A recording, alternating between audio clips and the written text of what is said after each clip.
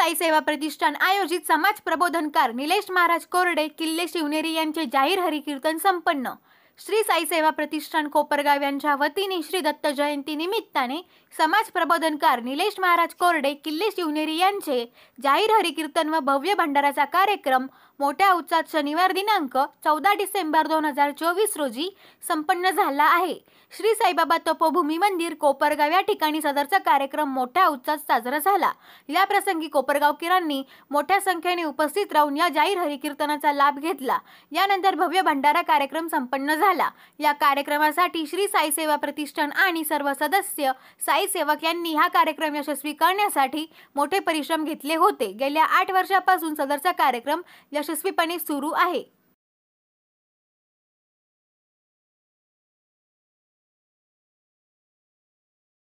धावत येतात याचा अर्थ या सगळ्या मंडळींचं तुमचं नितांत प्रेम आहे।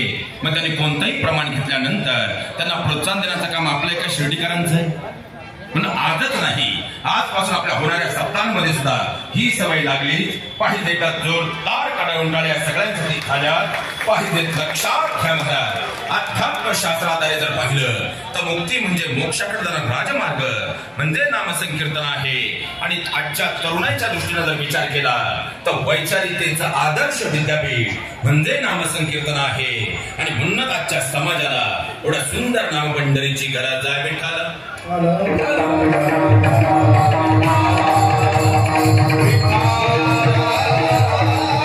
बरोबर आयुष्यभरासाठी बाईपणाचा त्याग करून आईपण स्वीकारलं ते मातृत्वाचं नातं आहे। म्हणून तर प्रथम क्रमांक मातेचा आहे। खऱ्या अर्थानं दत्त माझे पिता जो खऱ्या पाहिला गेला तर आयुष्यभर समोर न येता कोळशासारखा मात्र प्रकाशमान होऊन आयुष्यभर आपल्या लेकरांना खऱ्या अर्थानं प्रकाश देत राहतो।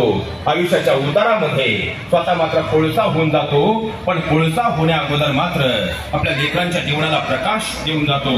तो म्हणजे खऱ्या अर्थानं घर नावाच्या पंढरीमध्ये दुःखात म्हणूनच अभंगाच्या गुह्य चिंतनामध्ये प्रवेश करत असताना बाबा खऱ्या अर्थानं सुरुवातीला एक प्रश्न आहे आणि या प्रश्नाची उकल केल्याशिवाय अभंगाच्या गुह्य चिंतनामध्ये प्रवेश करणं अयोग्य ठरणार आहे। आणि प्रश्न असा आहे की इसवी सन 1200च्या कालखंडापासून आपल्याकडे कथा कीर्तन नामयज्ञ सोहळे सुरू आहेत। 2007 पासून या पुण्य पवित्र मातीलाही नामसंकीर्तनाची अखंड परंपरा आहे। 2 वर्ष कोरोनाचा कालखंड होता तर या सगळ्या रणमर्द मावळ्यांनी एकदा आपल्या संस्थेवरती आणि खऱ्या अर्थाने एकदा अनाथाश्रमावरती हा सोहळा अखंडितपणे या ठिकाणी सुरू ठेवलेला आहे। मग 2007 पासून गेल्या 8 वर्षापासून हा नामयज्ञ सोहळा ही सगळे खऱ्या अर्थाने तरुणाई आयोजित करत आहे। मग खरंच या नामसप्ताहांचा नामकीर्तनांचा आज समाजाला खरंच खऱ्या अर्थाने गरज का आहे? म्हणजे आजच्या या नामसंकीर्तनांची गावागावात होणाऱ्या नामसप्ताहांची खरंच आजच्या समाजाला आणि तरुणाईला गरज का आहे? लक्षात घ्या महाराज, या सृष्टीमध्ये 84 लक्ष योनी आहेत, पण वास्तव जीवन हे फक्त मनुष्याला मिळालेलं आहे। पण जगावं कसं हे मात्र समजलेलं तुम्ही काही टेन्शन मध्ये आहेत का? तुम्ही बोलले तर सूत्र जमेल, काळजी करू नका, 8 दिवसात तुमचे 1500, पण टेन्शन घेऊ नका बोलत चला। लक्षात घ्या, 84 लक्ष योनीमधून हा देह मिळाला पण कळाला। तुमच्या डोक्यात एक 11:15 वाजवायचे, तुम्ही बोलले तर सूत्र जमेल। 84 लक्ष योनीमधून हा देह मिळाला पण कळाला नाही, कारण 84 लक्ष योनीमध्ये कोणती योनी पहा महाराज, प्रत्येक योनी आडवी आहे पण बाबा चालायला मात्र सरळ आहे। आणि एवढा एकच सरळ आहे पण चालायला आडवा आहे। मीटिंगला आला तरी सप्ताह बंद पाडतोय। माणसानं कसं जगावं आणि जगणं संपलं की कसं मरावं हे शिकवण्याचं जे कार्य करतं ते नामसंकीर्तन असतं। या पुढे जाऊन सांगू का, एखाद्यानं एखादा गुन्हा केला तर त्याला शिक्षा म्हणजे शासन करणारी जी व्यवस्था आहे, जी यंत्रणा आहे, ती यंत्रणा म्हणजे शासन यंत्रणा। पण त्याच्या मनामध्ये तो गुन्हा करण्याचा विचारच कधी येऊ नये म्हणून त्याला संस्कार बिंबवणारी जी व्यवस्था आहे ती व्यवस्था म्हणजे संस्कार व्यवस्था। आणखी सोपा आपल्या भाषेत सांगू का, गुड्डी गट्ट्यासोबत पळून गेली तर तिला शोधून आणणारी जी व्यवस्था आहे ती व्यवस्था म्हणजे शासन व्यवस्था। पण आमच्या मुलींच्या आणि मुलांच्या मनामध्ये असे वाईट विचारच कधी येऊ नये म्हणून त्यांच्या संस्कार बिंबवणारी जी व्यवस्था आहे ती व्यवस्था म्हणजे संस्कार व्यवस्था। देह हे काळाचे, धन ते मनुष्याचे काय आहे, लक्षात घ्या महाराज, येताना तुम्ही मी काही आणलं नाही, जाताना काही नेणार. तुमच्या चेहऱ्या वेगळाच भावाला महाराज तुम्ही पाकिट नेणार आहे, कारण लोक फक्त आमच्या मागेच राहिला येतो. पण लक्षात घ्या, आज तुमचं माझं काही आहे हा स्वतः तुमचा माझा गोड गैरसमज आहे. पण हेच वाक्य जर अध्यात्मशास्त्र आधारे पाहिलं तर येताना घेऊन आलोय, तुमचं माझं प्रारब्ध आहे, आज करतोय ते आपलं क्रियामान कर्म आहे, आणि घेऊन जाणार आहोत ते तुमचं माझं संचित आहे. मग संचिताचं गाठोडं जर आज व्यवस्थित बांधायचं असेल तर आजपासून आपली कर्म आपल्याला आदर्शवत करावी लागतील. आणि कर्म जर आदर्शवत करायचे असतील त्यासाठी पहिल्यांदा संस्कार अत्यंत महत्वाचे आहेत. आणि आज मितीला संस्कार व्यवस्थेचं या सबंध जगाच्या पाठीवरील सगळ्यात मोठं अध्यात्म केंद्र जर कोणतं असेल आणि सगळ्यात मोठं विचारपीठ आणि विद्यापीठ जर कोणतं असेल ते म्हणजे नामसंकीर्तन आहे. आणि म्हणूनच आजच्या समाजाला एवढा सुंदर नामसंकीर्तन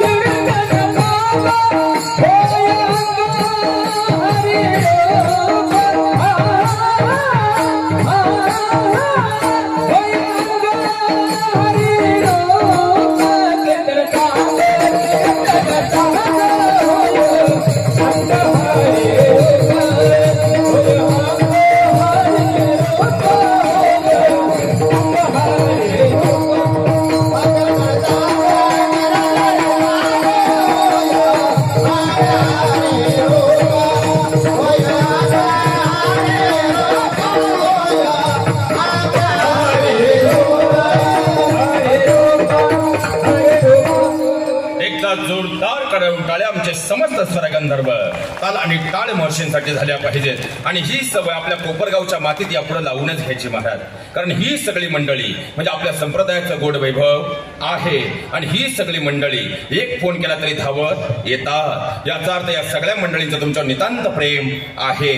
मग त्यांनी कोणतंही प्रमाण घेतल्यानंतर त्यांना प्रोत्साहन देण्याचं काम आपलं एका शिर्डीकरांचं आहे.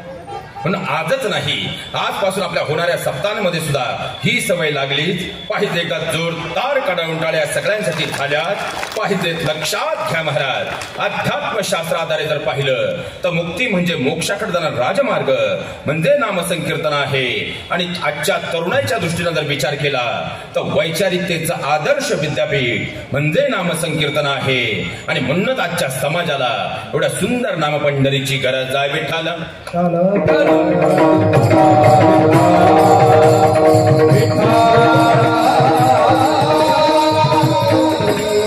लक्षात घ्या महाराज, खऱ्या अर्थानं शांतीब्रह्म एकनाथ महाराज या अभंगाद्वारे खऱ्या अर्थानं या मृत्यू लोकातील जीवनामध्ये चिटकलेली सगळी पद या सगळ्या पदांमध्ये परमात्म्याचं प्रारूप म्हणजे स्वरूप पाहतात. खऱ्या अर्थानं दत्त माझी माता, पहिला शब्द आहे माता.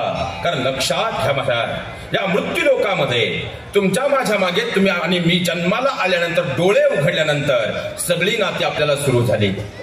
पण जिनं फक्त संवेदना जाणल्या आणि संवेदना जाणल्याबरोबर आयुष्यभरासाठी बाईपणाचा त्याग करून आईपण स्वीकारलं ते मातृत्वाचं नातं आहे. म्हणून तर प्रथम क्रमांक मातेचा आहे. खऱ्या अर्थानं दत्त माझे पिता, जो खऱ्या पाहिला गेला तर आयुष्यभर समोर न येता कोळशासारखा मात्र प्रकाशमान होऊन आयुष्यभर आपल्या लेकरांना खऱ्या अर्थानं प्रकाश देत राहतो. आयुष्याच्या उतारामध्ये स्वतः मात्र कोळसा होऊन जातो, पण कोळसा होण्या अगोदर मात्र आपल्या लेकरांच्या जीवनाला प्रकाश देऊन जातो. तो म्हणजे खऱ्या अर्थानं घर नावाच्या पंढरीमध्ये दुःखाच्या विटेवर उभा असणारा तुमच्या माझ्या घरातला श्रीहरी विठ्ठल म्हणजे आपला पिता असतो. खऱ्या अर्थानं त्यानंतर नातं जे येतं ते बहिणीचं नातं आहे. आता बहिणीचं नातं आदिभावाच्या का, याचं उत्तर खऱ्या अर्थानं मी सांगण्यापेक्षा इथं बसलेल्या प्रत्येकाने विचार करावा का जेव्हा आपण झेडपी शाळेमध्ये शिकत होतो, शाळा सुटल्यानंतर हात धरून आणणारा भाऊ होता का बहीण? आणि त्यानंतर शब्द आहे बंधू म्हणजे भाऊ. भाऊ हा शब्द उलटा वाचला तो होतो उभा. जो कोणत्याही परिस्थितीमध्ये आपल्या भावाच्या पाठीमागे भक्कम उभा राहतो तो म्हणजे भाऊ. पण आता राहतो का? विचार आपण आपल्या मनाशी करायचा आहे. बहीण बंधू, त्यानंतर येतो तो चुलता. 70% महाराष्ट्रामध्ये तंटा मुक्तीतली प्रकरणं चुलत्या सोबतच चालू आहे. वाक्य थोडं कडू आहे पण वास्तव आहे.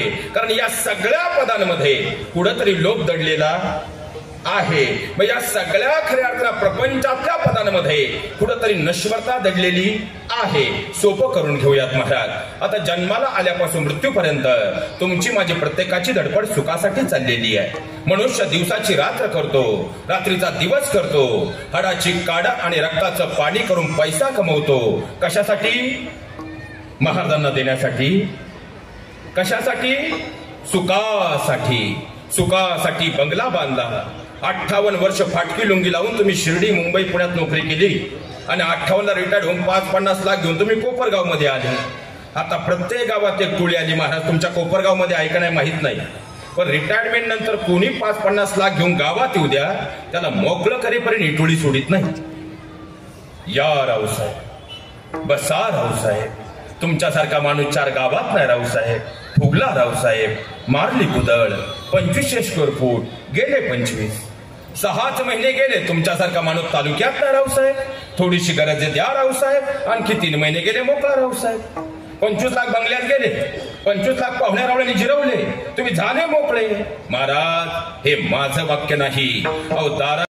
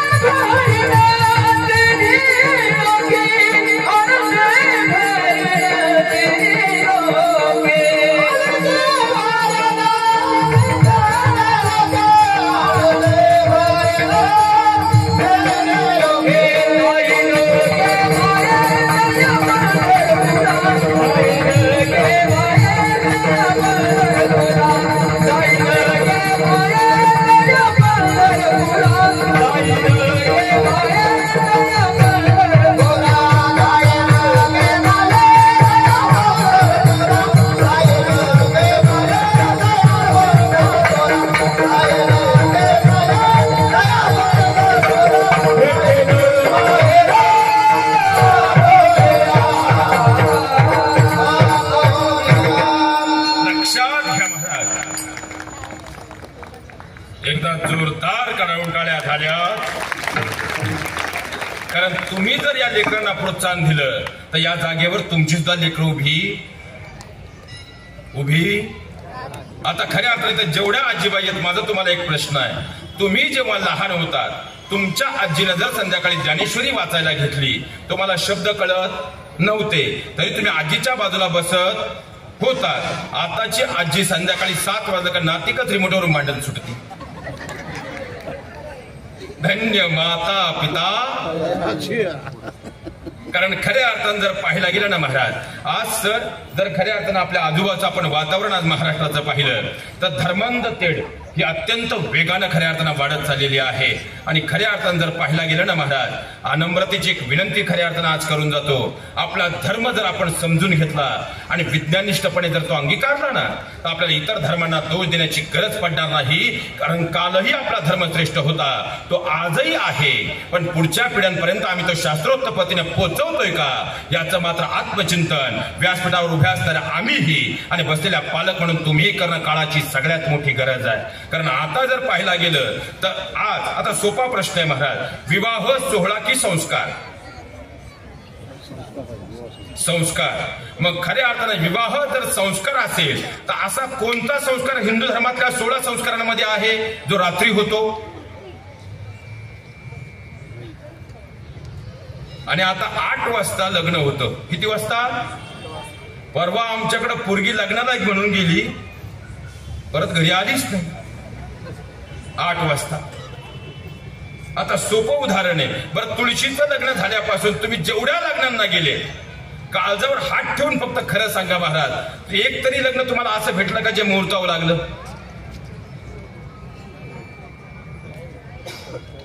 मग मुहूर्तावर जर लग्नच लावायचं नाही तर मुहूर्त पाहायचा कशासाठी? बरं, त्यातही आणखी पुढे जाऊन जर सांगायचं म्हटलं तर आता आपल्याकडे विवाह संस्कारामध्ये अंतरपाठ आहे की नाही? कारण आपण लिव्हिंग स्वीकारणारी माणसं नाहीत. आता अंतरपाठ हा विवाह संस्कारातला महत्वाचा खऱ्या अर्थानं अंग आहे. आता खरं सांगा महाराज, बाजूला सध्या ते प्री वेडिंगचं फॅड आले, आता प्री वेडिंग, आणि त्या स्क्रीनवर जे जे दिसतं ते पाहिल्यानंतर तुम्हाला काळजापासून खरंच वाटतं का की आता अंतरपाठाची गरज आहे? हा विनोद आहे. बरं, इथं बसलेल्या सगळ्या आजीबाईंना माझा एक दादाचा प्रश्न आहे. आता आजी मला खरं सांगा, तुम्हाला सासरवाद जास्त का तुमच्या सुनेला सासरवाद जास्त? जेवढा तुम्हाला सासरवास होता त्याच्या 1% सासरवास तुमच्या सुनेला नाही. आणि तुम्ही जर तो करण्याचा प्रयत्न केला ती तुम्हाला घरात ठेवेल की नाही सांगता येणार नाही. बरं, आता जर खऱ्या अर्थानं पाहिलं तर तुम्हाला एवढा सासरवास होता पण तुम्ही घरात कधीच उलट फिरून बोलला नाहीत. कारण तुम्ही क्षणभर राग जरी आला तरी विचार करायचा की आपण बोलल्याने याचे काय परिणाम होतील. आणि आताच्या मुलीला जर एक शब्द पटला नाही ती उलट फिरून बोलल्याशिवाय राहत नाही. आणि आपण मग एक लेबल लावतो, सध्याची पिढी बिघडली. पण मी स्वतः सायकोलॉजीचा प्राध्यापक आहे महाराज, आणि एक सायकोलॉजिस्ट म्हणून सांगतो की आता खऱ्या अर्थाने याचं उत्तर जर शोधायचं असेल त्यामध्ये त्या मुलीचा 1% चूक नाही. याचं कारण असं आहे, लक्षात घ्या महाराज, तुमच्या माझ्या घरातल्या आईला भगवान परमात्म्याने सगळ्यात मोठा जो आशीर्वाद दिलाय तो खऱ्या अर्थानं मासिक चक्राचा आशीर्वाद दिलाय. आणि मासिक चक्राच्या काळामध्ये शरीरातले हार्मोन्स अत्यंत वेगानं तीव्रतेने बदलत असतात. आणि या काळामध्ये खऱ्या अर्थानं लहान मेंदूपासून मोठ्या मेंदूपर्यंत एक स्त्रावक काम करत असतो जो तुम्हाला संयमित करत असतो, आणि त्याचं नाव आहे पिट्युटरी ग्लँड. आणि जो तुम्ही यानंतर कीर्तन संपल्यानंतर गुगलवर जाऊन सर्च करा, तो सर्वात जास्त जर कुठे असेल तो कुंकुवामध्ये आहे. म्हणून आपली घरातली आजी कुंकू लावत, पण ज्या दिवशीपासून ते कुंकू गेलं तिथून पुढे मम्मीचा मम्मा झाला. आता आणखी सोपं करून सांगतो महाराज, मग ठीक आहे तुम्ही टिकली लावा याबद्दल मी काही म्हणणार नाही, पण कुंकू हे लावलंच पाहिजे. मग आता जर आपण आपला धर्म जोपासला, इतर धर्मांना खऱ्याच टीका करायला आपल्याकडे वेळ राहील का? आणखी सोपं करतो. आता इथं जेवढी वयस्कर पिढी आहे, बाबा आपल्याकडे नळ भरले की अंगठा दाबला जायचा, आणि तो तांब्याने दाबला जायचा. कारण मेडिकल सायन्स असं सांगतं, मेडिकल चॅप्टर आम्हाला हे क्लिअर करतो की आपल्या अंगठ्याचा थेट संबंध हा आपल्या किडनीशी आहे. आणि खऱ्या अर्थानं तांब हे उत्तम रक्त सुचालक आहे, म्हणून अंगठा तांब्याने दाबला जायचा. बरोबर. आता महिला मंडळ सध्या सर आमच्याकडे कन्सर्टला जेवढ्या केसेस आहे त्यामध्ये एक गोष्ट प्रकर्षानं पाहायला मिळते. आता कोपरगाव पासून पुण्यात जाईपर्यंत इथं जेवढी वयस्कर पिढी आहे, बाबा तुम्ही कधी हायवेच्या कडेला एक बॅनर पाहिला का? मूल होत नाही म्हणून आम्हाला येऊन भेटा. पाहिला? पण गेल्या 5 वर्षामध्ये आता इथून कोपरगाव पासून जर बारकाईनं पाहिलं 22 बॅनर आहेत मोशीपर्यंत. किती? आणि ही समस्या वेगानं वाढती. हे गोष्टी आज विनोद वाटतील महाराज, पण आज आमचा धर्म जर पुढच्या पिढ्यांपर्यंत सम्यकपणे पोहोचू शकलो नाही तर त्याला दोष आपण स्वतःकडे घ्यायला हवा, इतरांना देऊन उपयोग नाही. याचं कारण आहे, आता सध्या आयटीच्या आमच्या लाखाच्या पॅकेजमध्ये सध्या नवीन फॅशन आली आहे, ते जोडवं जे आहे ते करंगळीत घालण्याचं. आता महिला मंडळ, माझा तुम्हाला एक प्रश्न आहे, लग्नाच्या 2 दिवस आधी जोडवं घातलं चालतं का? लग्न झाल्यावर 1.5 महिन्यानं घातलं चालतं का? लग्न झाल्यावर 5 तासांनी घातलं चालतं का? लग्नाच्या आदल्या दिवशी घातलं तरी चालतं का? ते लग्नाच्या दिवशी सप्तपदीच्या वेळेसच घातलं जातं, कारण लिव्ह इन रिलेशनशिपचे घटक आपल्याकडे नाही. विवाह हा 7 जन्माचा संस्कार आहे. आणि मेडिकल सायन्स असं सांगतं की आपल्या घरातल्या आईच्या अंगठ्या शेजारच्या बोटाचा थेट संबंध हा तिच्या गर्भाशयाशी आहे. आणि खऱ्या अर्थानं लग्न झाल्यानंतर गर्भधारणेचं कार्य अत्यंत उत्तम पद्धतीने व्हावं म्हणून अंगठ्या शेजारच्या बोटामध्ये जोडवं. आणि ते चांदीचंच का? तर चांदी उत्तम रक्त सुचालक आहे म्हणून ते घातलं जातं. पण हेच संस्कार जर आपण आपल्या पुढच्या पिढ्यांना देऊ शकलो नाही तर पुढच्या पिढ्या धर्म स्वीकारतील का? कारण लक्षात ठेवा, पुढच्या तरुणाईला दोष देऊन उपयोग नाही. ही तरुणाई विद्यानिष्ठ होतीये आणि आपण सुद्धा विद्यानिष्ठपणे इथून पुढच्या काळात त्यांना धर्म समजून दिला तर धर्मातले होणारे वाद कधी होणार नाहीत. उलट आपला धर्म अभिमानानं उंच उंच आज जसा आहे असा फडकत राहील. हे आपले संस्कार आहेत आणि हे संस्कार जर आई वडिलांनी समजून दिले तर खऱ्या अर्थानं आम्हाला जिजाऊन शोधावे लागणार नाही, त्या घराघरात अस्तित्वात येतील. ही सगळ्यात मोठी वास्तवता आहे. विश्वास ठेवून खऱ्या अर्थाने डोळे बंद करून राहू नका. कारण जे बांगलादेशमध्ये घडलं हे आपल्या डोळ्यासमोर आहे आणि आपल्यापर्यंत अशा गोष्टी पोहोचू नयेत यासाठी पुढच्या पिढ्यांना धर्मशिक्षण देणं ही काळाची गरज आहे. कधी कोणत्या धर्माबद्दल मनामध्ये खऱ्या अर्थानं दुःख किंवा इतर गोष्टी ठेवण्यापेक्षा आपण आपला धर्म योग्य रीतीने आपल्या पुढच्या पिढ्यांना समजून सांगितला तर हे धोके खऱ्या अर्थाने पार झाल्याशिवाय राहणार नाहीत. त्या परमात्म्याचा खऱ्या अर्थानं आपण जागर करत आहोत. भगवान दत्तात्रयांच्या चरणावर गेलं तर तिन्ही देवांचं खऱ्या अर्थानं सार पुण्य आपल्या पदरी पडल्याशिवाय राहणार नाही. कारण खऱ्या अर्थानं जर पाहायला गेलं अनुसया आणि अत्रेय, आता अनुसया या शब्दाचा मराठी व्याकरणशास्त्र आधारे आपण जर अपव्यय केला तर अनुसया म्हणजे ज्यांच्या अंतकरणामध्ये असूया नाही, द्वेष नाही असं जे मूळ प्रारूप स्वरूप आहे ते म्हणजे अनुसया. आणि अत्री या शब्दाचा अर्थ आहे की जे खऱ्या अर्थानं पाहायला गेलं तर तीनही रज, तम आणि सत्व या तीन गुणांच्या परे जे आहेत ते म्हणजे अत्रेय ऋषी, ज्यांनी खऱ्या अर्थानं ब्रह्मदेवांनी त्यांना आदेश दिला सृष्टोत्पत्तीचा आणि त्या अनुषंगाने 100 वर्षाची तपश्चर्या त्यांनी केली. आणि या तपश्चर्येत भगवान ब्रह्मदेवता जेव्हा त्यांना प्रसन्न झाले तेव्हा वर मागितला आणि तो वर होता की आम्हाला पुत्र संतान व्हायला हवी. ब्रह्मदेवाने सांगितलं 100 वर्षांचं हे अनुष्ठान आहे आणि खऱ्या अर्थानं वर एवढा छोटा मी तुम्हाला आशीर्वाद देतो की तुमच्या पोटी मी स्वतः अंशरूपाने खऱ्या अर्थानं जन्माला येईल. पाहता पाहता अत्री अनुसयांना आनंद झाला. ते माघारी आले. दिवसामागून दिवस चालले होते. अनुसया मातीचं पातिवतीचं बल एवढं प्रगट होतं का आता इंद्रदेवांच्या मनामध्ये विचारांचं काहूर फेटलं की आपली गादी आता जागेवर राहील की नाही. कारण लक्षात घ्या महाराज, पतीची या मता अनुसरुणी पतिव्रता आणि अत्री ऋषींच्या आणि अनुसया मातेच्या खऱ्या अर्थानं हा जीवनाचा जर आलेख पाहिला तर पातिव्रतेचं बल एवढं प्रचंड झालं होतं की त्याची चर्चा त्रिभुवनात होऊ लागली होती. आणि नारद मुनींनी एकदा हीच गोष्ट तिन्ही देवींना जेव्हा सांगितली, आता तुम्हाला वाटत असेल यांचं ऐकावं लागतं पण त्या काळापासूनची परंपरा आहे. आणि तिन्ही देवी त्यांच्या मनामध्ये अनुसयाबद्दलचा आकस निर्माण झाला आणि त्यांनी आपल्या पतींना खऱ्या अर्थानं ही गोष्ट सांगितली. आणि परीक्षा पाहण्यासाठी तिन्ही देवता त्या ठिकाणी अनुसयेच्या घरी आले.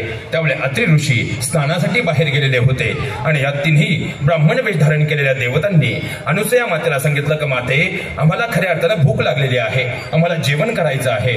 अनुसया मातेने ताटं तयार केली. पण त्याच वेळी त्या ठिकाणी तिन्ही भगवान परमात्म्याच्या अंशरूप ब्राह्मण रूप घेतलेल्या तिन्ही ऋषींनी सांगितलं, म्हणजे तिन्ही देवतांनी सांगितलं की आम्हाला तुम्ही खऱ्या अर्थानं जे दान देणार आहात, अन्नदान करणार आहात, पण ते आपण निवस्त्र होऊन करावं. आता अनुसया मातेच्या मनामध्ये विचारांचं काहूर फेकलं. कारण खऱ्या अर्थानं आपलं प्रातिपदेचं वध आणि व्रतभंग होईल. पण आता काय करावं? आणि खऱ्या अर्थानं लक्षात घ्या महाराज, प्रतिवतीचं बल काय असतं. त्या ठिकाणी अत्रिऋषींचा कमंडलू होता, त्यातील जल घेतलं आणि ब्रह्मांडात नेताना तिन्ही देवतांना बालक स्वरूप केलं आणि या बालकांना खऱ्या अर्थानं खाऊ पिऊ घातलं, नानू घातलं. पण दिवसामागून दिवस निघून गेले आणि मग मात्र तिन्ही देवींना प्रश्न असा निर्माण झाला की आपले स्वामी गेले ते अजून आलेच नाहीत. कारण दत्तात्रयांना स्वामी म्हटलं जातं आणि स्वामी या शब्दाचा अर्थ आहे स्वा म्हणजे स्वाहा करणं आणि मी म्हणजे अंतकरणातला मीपणा. स्वामींना कुठंच शोधू नका, फक्त अंतकरणातला मीपणा दूर करा. स्वामी तुमच्या अंतकरणातच आहेत. आणि खऱ्या अर्थानं आता गेले कुठं म्हणून त्यांच्या मनात प्रश्न आला. नारद मुनी आले. नारद मुनींनी सांगितलं की आता हे तिन्ही अनुसयेच्या अंगणामध्ये खेळत आहेत. म्हणून तिन्ही खऱ्या अर्थानं देवी माता आता पुन्हा अनुसयेच्या घरी आल्या. आणि आमची बाळं कुठं? अनुसया मातेने सांगितलं पाळण्यात झोपलीत घेऊन जा. लक्ष्मी माता धावत आल्या, बाळाला उचलणार, हात मागं घेतले. कारण तिन्ही बाळं सारखीच. आणि जर चुकून हात ब्रह्मदेवांना लागला किंवा भोलेनाथांना लागला तर आता आपलं पातिव्रत्य भंग होईल. म्हणून त्या जागेवर स्तब्ध राहिल्या. अहंकार गळून पडला आणि अनुसया मातेनं त्या ठिकाणी तिन्ही बालकांना माघारी देऊन टाकलं. पण ही जेव्हा तिन्ही मूळ स्वरूपामध्ये आले, जाताना तोपर्यंत अत्रेय ऋषी त्या ठिकाणी आले होते. त्यांनी सांगितलं देवा, तुम्ही आलात हा आनंद आहे, पण जाताना तुम्ही आता मात्र माघारी निघालात. हे दुःख खऱ्या अर्थानं शब्दांमध्ये व्यक्त होणार नाही. हे दुःख सहन करण्याच्या पलीकडे आहे. आणि भगवान परमात्म्यानं असा आशीर्वाद दिला की खऱ्या अर्थानं आम्ही तुमच्या घरामध्ये अंश रूपानं राहू. आणि अंश रूपानं राहत असताना त्यानंतर म्हणजे जर पाहायला गेलं तर दुर्वास ऋषी आणि चंद्रदेवता आणि भगवान दत्तात्रय. आता दुर्वास ऋषीने संन्यास आश्रम घेतला, चंद्रदेवतांनी लग्न करून ते आपल्या जागेवर गेले. म्हणजे 27 नक्षत्र ह्या 27 चंद्रदेवतेच्या खऱ्या अर्थानं पत्नी आहेत. आणि दत्तात्रय भगवान खऱ्या अर्थानं आता त्या ठिकाणी होते. पण ते जेव्हा निघाले तेव्हा मात्र अनुसया मातेच्या डोळ्यातून पाणी आलं आणि शेवटी परमात्म्यानं मूळ स्वरूप तिन्ही अंशरूपांना त्या ठिकाणी प्रकट करून ते खऱ्या अर्थानं त्या ठिकाणी स्थानपन्न झाले. आणि ते म्हणजे दत्तात्रय भगवान परमात्मा आहे. आणि त्यांचा जन्मोत्सव सोहळा होत असताना आपल्या अंतकरणातले त्रिविकार दूर जर आपण केले तर आणि खऱ्या अर्थानं परमात्म्याच्या नामाचा घोष करताना कर्म व्यवस्थित राहिलं तर आपल्या अंतकरणामध्ये जो परमात्मा आहे, जो काम क्रोध मोह माया लोभ या सगळ्या वेष्टनांमध्ये अडकलेला आहे, हे विकार दूर होतील आणि तो परमात्मा अंतकरणात प्रज्वलित होईल. आणि तेव्हा खऱ्या अर्थानं देव पाहावयासी गेलो, देवती होऊन ठेलो, या नरदेहाला देवत्व प्राप्त होईल. आणि त्यासाठीच असणारा हा जन्म उत्सव सोहळा आहे. फक्त जाताना 2 गोष्टी सांगून जातो की बऱ्याच ठिकाणी असं ऐकलं बाबा की बऱ्याच ठिकाणी जर आपण पाहिलं की कीर्तन झालं की बोलणारे महाराज लोक उठून पडतात.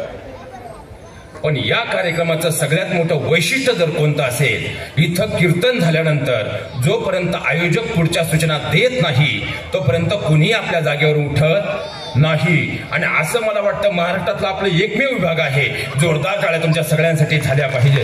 कारण बऱ्याच ठिकाणी काय होतं महाराज, कीर्तन झालं की लोक उठून पळतात आणि शेवटच्या 2 मिनिटात आपले संस्कार दाखवून जातात. पण या मातीचं हे वैभव आहे, इथं खऱ्या अर्थानं कुणीही जागा सोडत नाही. यानंतर अभंग होईल. अभंग झाल्यानंतर खऱ्या अर्थानं या ठिकाणी आयोजक पुढच्या सूचना देतील. आणि विशेष तत्वानं ज्या इथं या ठिकाणी ज्या सफेद रेषा दिसत आहेत ह्या पंक्तीच्या रेषा आहेत. त्यामुळं खऱ्या अर्थानं आता आपण समृद्धी मार्गाच्या जवळ आहोत आणि समृद्धी सरळ आहे. त्यामुळे पंक्ती सुद्धा सरळ असायला, आपलं वागणं आणि पंक्ती दोन्ही सरळ असल्या की काळजी राहत नाही, एवढी अपेक्षा या ठिकाणी व्यक्त करतो. बाबा आपल्या सर्वांच्या चरणावर साष्टांग दंडवत प्रतिपादित करतो. आपण सर्वांचे ऋण आणि विशेषत्वानं साई सेवा प्रतिष्ठानसाठी पुन्हा एकदा जोरदार कडवून टाळ्यांची या ठिकाणी अपेक्षा व्यक्त करतो. समस्त संयोजक आयोजक कमिटी समस्त ट्रस्ट एकदा जोरदार कडवून टाळ्यांच्या अपेक्षा त्यांच्यासाठी व्यक्त करतो आणि माझ्या वाणीला पूर्ण विराम. ज्ञानेश्वर